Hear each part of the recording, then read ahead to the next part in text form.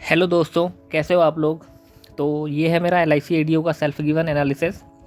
ठीक है, north central zone से मैंने अप्लाई किया था और 1 बजे रिपोर्टिंग थी, मेरी थर्ड शिफ्ट थी और जो कि शायद लास्ट शिफ्ट भी थी, क्योंकि जब हमारा एग्ज़ाम ख़त्म हुआ तो उसके बाद कोई और कैंडिडेट था नहीं जो आया हो एग्ज़ाम देने के लिए। और हाँ, उन्होंने सिस्टम भी बंद कर दिए थे, तो शायद 3 शिफ्ट में एग्ज़ाम हुए हैं।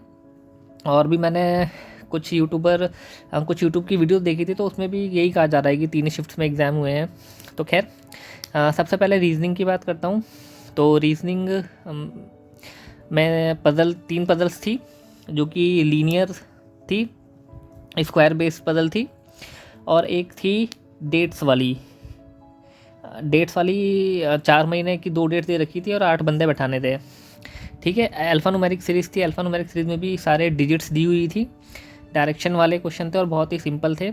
और इनइक्वालिटी भी काफ़ी सिंपल थी, 5 क्वेश्चन। सिलॉक्स भी काफ़ी इजी दिए हुए थे, 4 क्वेश्चन। और मिसलेनियस जो कि वर्ड्स प्रॉब्लम के होते हैं कि मीनिंगफुल वर्ड बनाना होता है। ठीक है, एक डिजिट दे दी गई थी 5-6 नंबर की, और बताना था कि फॉरवर्ड एंड बैकवर्ड कितने का गैप है, उस टाइप में जो क्वेश्चन होता है। ठीक है, अब पज़ल की बात करूँ तो तीनों ही पज़ल वैसे तो इजी थी, बट जो डेट्स और मंथ वाली पज़ल थी वहाँ पे मैं फंस गया था एक जगह पे। तो हालांकि लास्ट में सॉल्व हो गई थी वो। ठीक है, लेकिन अगर जहाँ तक मेरे को लगा था कोई और एस्पिरेंट भी फंसा अगर कहीं पे, तो शायद वो एक इकलौती ऐसी बदल थी जहाँ पे अगर कहीं पे रीजनिंग में किसी कैंडिडेट को दिक्कत आई होगी तो शायद वो एक ये बदल हो सकती है जहाँ पे दिक्कत आई हो। ठीक है, बाकी सिलॉक्स अगर किसी का अच्छा नहीं होता, क्योंकि मेरा भी सिलॉक्स कुछ खास अच्छा है नहीं, बट क्वेश्चन ऐसे बिल्कुल भी नहीं लगे मेरे को कि जो दिक्कत कर पाए, तो सिलॉक्स भी मेरे को नहीं लगता कि किसी को अगर एवरेज भी आता है सिलॉक्स तो वो सॉल्व कर देता।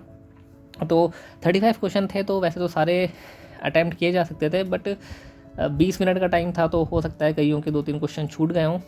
ठीक है, यह हो सकता है कम भी छूटे हों, ये हो सकता है बहुतों के ज़्यादा अटैम्प्ट हुए हों। क्वांट की बात करूँ तो 10 क्वेश्चन सिंप्लीफिकेशन के थे। ठीक है, 3 DI थी जहाँ तक मेरे को याद है, 4-4 क्वेश्चन के सेट थे।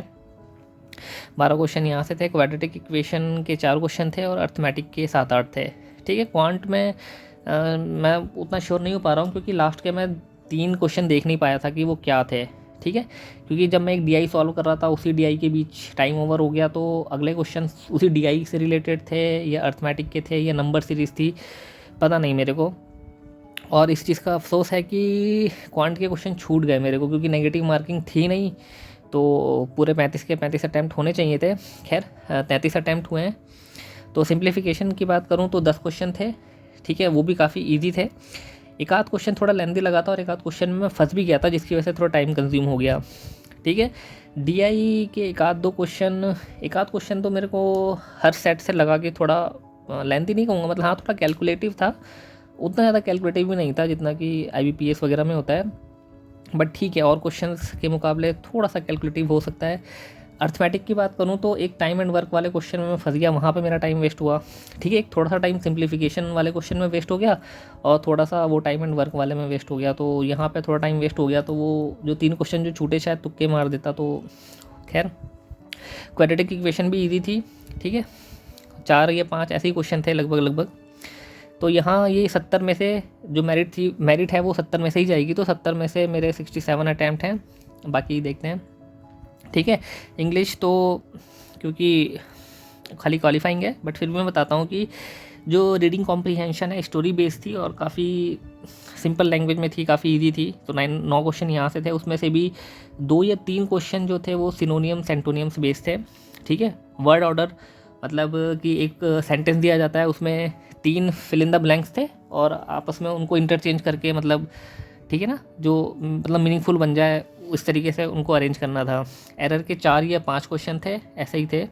ठीक है, और एरर के क्वेश्चन थोड़े से मतलब ठीक ठाक ही लगे, मॉडरेट लेवल के कह सकता हूँ। एक आध 2 क्वेश्चन कह सकता हूँ मॉडरेट लेवल के थे, बाकी इजी थे। ठीक है, वर्ड यूजेज के 2 क्वेश्चन थे।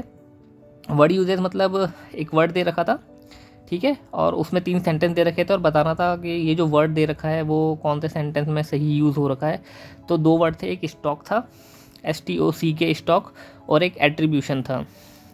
ठीक है, और फिर फिल इन द ब्लैंक्स थे 5 क्वेश्चन जो कि इजी थे, और पैराजम्बल के 5 क्वेश्चन थे।